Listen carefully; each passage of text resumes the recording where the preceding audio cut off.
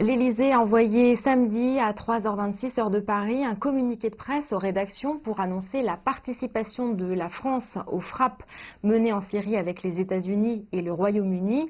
Le contenu de cet envoi ainsi que les déclarations de la ministre française des Armées, Florence Parly, ont été largement relayées par la plupart des médias français dans les heures qui ont suivi.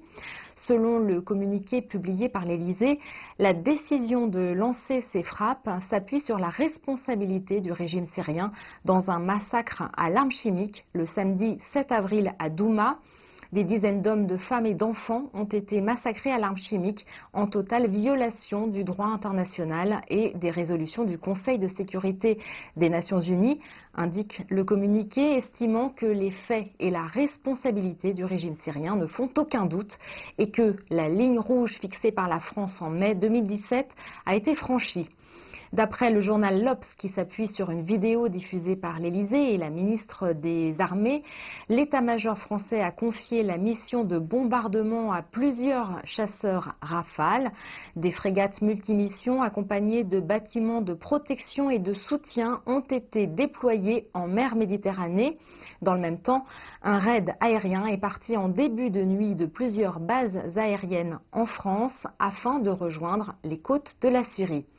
Le quotidien régional Le Parisien relève les réactions de plusieurs dirigeants de partis politiques français sur ces frappes.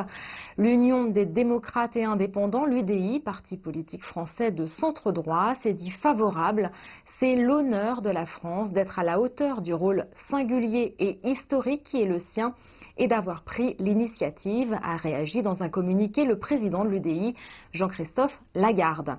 Toujours d'après Le Parisien, Olivier Faure, nouveau patron du Parti socialiste français, estime que le silence des nations ouvrirait une jurisprudence criminelle, donnant dans les faits la possibilité de violer les conventions internationales sur l'utilisation d'armes chimiques. Mais, ajoute-t-il, il est urgent que de nouvelles discussions s'ouvrent dans le cadre des Nations Unies. Le chef de file de la France insoumise, Jean-Luc Mélenchon, quant à lui, fustige la décision d'Emmanuel Macron de joindre les forces françaises aux frappes ciblées.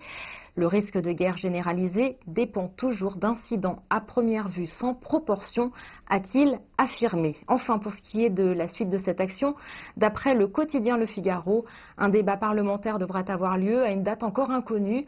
Le journal nous informe ainsi que le Premier ministre Édouard Philippe s'est entretenu dans la nuit de samedi avec les présidents de l'Assemblée nationale et du Sénat afin d'échanger sur l'organisation du débat au Parlement consacré aux frappes françaises en Syrie qui pourrait avoir lieu lundi ou mardi.